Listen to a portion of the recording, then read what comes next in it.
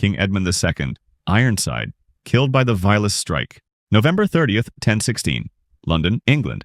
Edmund II, called Ironside, is a warrior king. He bravely resisted the invasion of Canute the Great of Denmark. Bloody battles, burning cities, betrayals. In the end, Edmund accepts a compromise, half of England to each. But shortly after, he dies. The official version, sudden illness. The truth passed down by Norman and Saxon chroniclers is different, crude, grotesque. Edmund retires to a manor in Oxfordshire. One evening, he goes to the latrine. Sitting unaware, he is attacked from below. An assassin, hidden in the cesspit, plunges a dagger into his anus.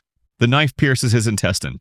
The blade rises toward his abdomen. Edmund screams. He writhes. He bleeds. He dies a few hours later in a pool of excrement and blood, with devastating internal wounds. A vile attack. An absolute humiliation. A king assassinated not in battle, but in the toilet. All of England thus passes to Canute. The perfect strike. The body is buried hastily. No monument, no vengeance. Conradin of Swabia, the beheading of a boy. October 29th, 1268. Market Square, Naples. He is only 16 years old. His name is Conrad, called Conradin.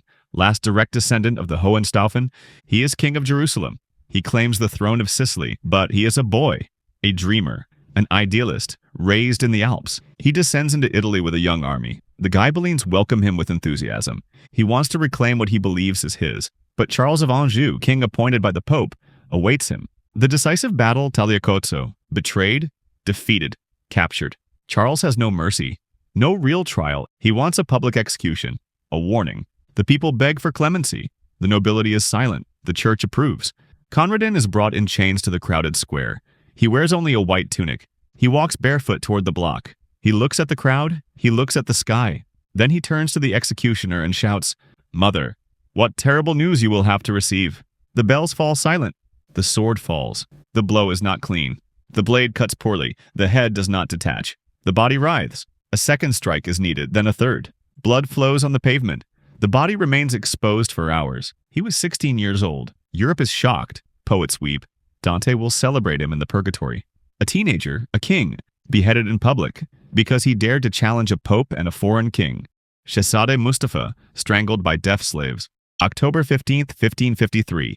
Konya, Ottoman Empire. Mustafa is the eldest son of Sultan Süleyman the Magnificent. Handsome, charismatic, adored by the army. For many, the legitimate heir. But Sultana Hürrem, Suleiman's favorite, plots for her own sons. She sows doubts, intrigues. Mustafa is accused of conspiracy.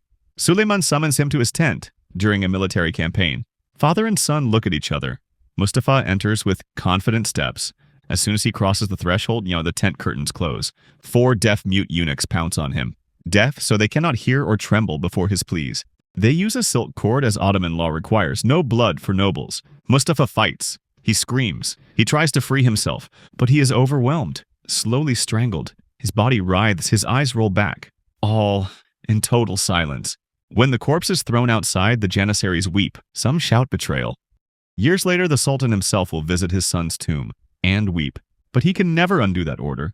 Túpac Amaru II, dismembered by horses. Cusco, Peru, May 18, 1781. José Gabriel Condorcanqui, called Túpac Amaru II, rebels against the Spanish Empire. Descendant of the last Inca sovereign, he dreams of ending colonial exploitation. His revolt shakes the viceroyalty of Peru. Peasants, indigenous people, slaves unite. Cities tremble. Officials are hanged. Spanish documents burned. But after months of guerrilla warfare, Túpac Amaru is captured. With him, his wife, his children, and hundreds of followers. The sentence is not just death, it is an exemplary spectacle. Main square of Cusco, a crowd forced to watch. 4 horses. They tie Túpac Amaru's arms and legs to each one. Then, whips. The horses bolt in opposite directions. The body does not dismember immediately. The tendons resist. Screams fill the air. Then, thus the executioners use knives to cut the joints. Then again, the horses pull. The body tears slowly. A leg comes off. Then an arm. Finally, an axe blow severs his head. The skull is displayed in Cusco, the limbs sent to different villages, a message of terror. But Túpac Amaru does not die in memory. Still today, he is the symbol of indigenous resistance. Nicholas II, Romanov, the king massacred in a basement. July 17, 1918. Ekaterinburg, Russia, it is the dead of night. Nicholas II, last Tsar of Russia, is awakened along with his wife and 5 children. They have been prisoners of the Bolsheviks for months. No servants, no splendor, only fear. The former emperor, once the most powerful man in the world, now wears a simple shirt. He has a short beard, a blank stare. His children, Olga, Tatiana, Maria, Anastasia, and Alexei, dress quickly. They are led to a basement room with a cement floor and bare walls. There await the men of Commissar Yakov Yurovsky. Nicholas asks, "Where are the chairs?" Yurovsky replies, "We're taking you to a safer place." Then he quickly reads the death sentence. Silence. Suddenly, volleys of shots. Nicholas is hit first. He falls. Alexandra screams. The children cry. But the bullets are not enough. The Grand Duchesses under their corsets have diamonds and sapphires sewn in. The gems deflect the bullets. The soldiers panic. They use bayonets. They shoot at point-blank range. The basement fills with smoke and blood. It takes over 20 minutes to finish them all. 11 people, massacred. The bodies are transported to the woods, burned with acid thrown into a mass grave. No funeral, no honor, only mud. With that night, an empire that lasted 3 centuries ends. The world watches in horror. Europe trembles. Nicholas II does not die in battle, and he dies in silence. With his family, on his knees, not on the throne, but on a dirty floor in the dark. György Dózsa, the Crusader roasted alive on an iron throne. Hungary, year 1514. György Dózsa is a knight, son of peasants, but valiant in battle. So much so that he is chosen to lead a popular crusade against the Turks. Tens of thousands of peasants follow him. Hunger, rage, hope. But the nobility is frightened. They cancel the crusade. Order the peasants back to the fields. Whip and hang those who disobey. The response? Revolt. Dózsa leads the largest peasant uprising in Hungarian history. Castles besieged, bishops beheaded, nobles executed. But in the end, he is defeated, captured, and the nobility's revenge will be brutal. They strip him, chain him. Then, the torture. An iron throne is heated red-hot with fire. A glowing crown is forged especially for him. And an iron staff, incandescent. They make him sit naked on the burning throne. They press the crown onto his head. They place the scepter in his hand, a mockery of coronation. The flesh sizzles. The skin fuses to the metal. The smell of burning flesh fills the air. Around him, his men, starving, are forced to bite him alive under torture. Some refuse and are quartered on the spot. György Dózsa dies amid screams, smoke, and incandescent steel. Thus ends the peasant crusader, transformed into a human pyre, before the nobility that wanted to silence hunger with fire. William Wallace, dismembered while still alive. August 23, 1305, London, Smithfield Market. William Wallace, Scottish nobleman, is England's nightmare. He led the rebellion against Edward I. He won at Stirling Bridge. He made an empire tremble. Betrayed by a Scottish noble, he is captured near Glasgow. They bring him to London in chains on a cart amid spitting and shouting. He is accused of high treason, but Wallace replies, "I never swore allegiance to England." The sentence is the most terrible. Hanged, drawn, and quartered. That day, thousands gather in the crowd. Wallace is dragged for 6 kilometers, tied to a horse through dust and stones. On the scaffold, they tie a rope around his neck. They hang him, but cut him down before he dies. He is still alive, gasping, confused. The executioner strips him, opens his abdomen with a knife, extracts his intestines while he is still breathing, burns his entrails before his eyes, and then finally, mercy, they behead him. But it is not over. The body is cut into 4 parts. The parts sent to Newcastle, Berwick, Stirling, and Perth. The head is impaled on a pike on London Bridge. A clear message. Thus, England wanted to extinguish the revolt, but Wallace's name has become legend. King Ælla of Northumbria, the Blood Eagle, March 23, 867, York, England. King Ælla captured and brutally executed a young Viking warrior, Ragnar Lothbrok. According to Norse sagas, he throws him into a pit of venomous serpents. Ragnar dies amid convulsions and bites. But he has sons, and they want revenge. The great heathen army arrives. Dozens of longships, thousands of warriors. Ragnar's sons, Ivar the Boneless, Ubba, Hvitserk, march against Ælla. York falls. Ælla is captured. He is not killed immediately. He is condemned to a ritual that historians still debate. The Blood Eagle. The body is stripped, kneeling. With an axe, his executioners break his ribs from the back, one by one. Then they open the rib cage like wings. The lungs are extracted and placed on his shoulders to simulate the eagle. He does not die immediately. He is still breathing. The lungs move in the air. Legend says he did not utter a single cry. The King of England, transformed into a skinned bird in public, sacrificed to the Viking gods. Ragnar's revenge was complete. Mithridates, devoured alive by rats. Persia, 5th century BC. Mithridates was a Persian nobleman, a commander in the service of King Artaxerxes II. But during a dynastic dispute, he kills the king's brother by mistake, thinking he is serving the sovereign. When the truth is discovered, the king orders his execution, but not a quick sentence. Artaxerxes wants the suffering to become legend, so the punishment of scaphism is chosen.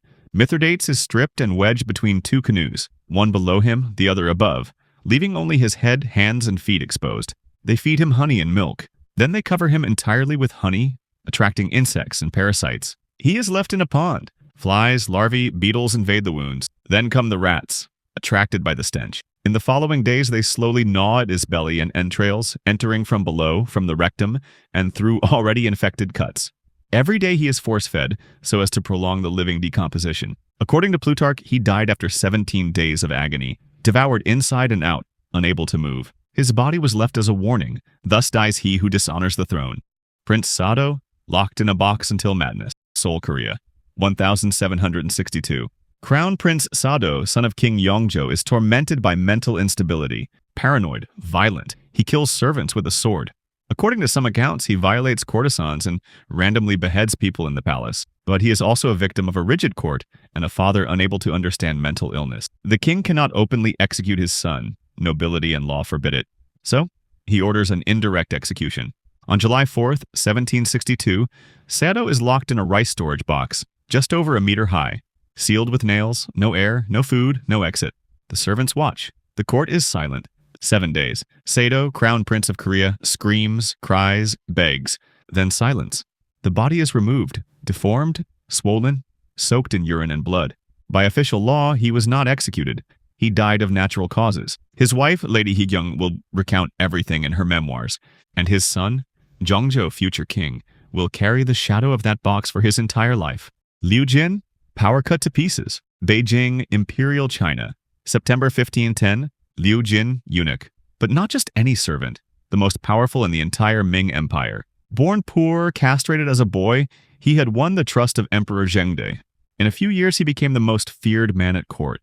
Chief of the 8 Tigers, he controlled taxes, appointments, justice. A bureaucrat? No, a tyrant in the shadows. It was said that in his palaces there was more gold than in the treasury, that his enemies disappeared, that China trembled at his name. Everything until 1510? An accusation, conspiracy against the emperor. Evidence weak but sufficient. Liu Jin was arrested, tried, condemned. The sentence, Lingqi, death by 1,000 cuts.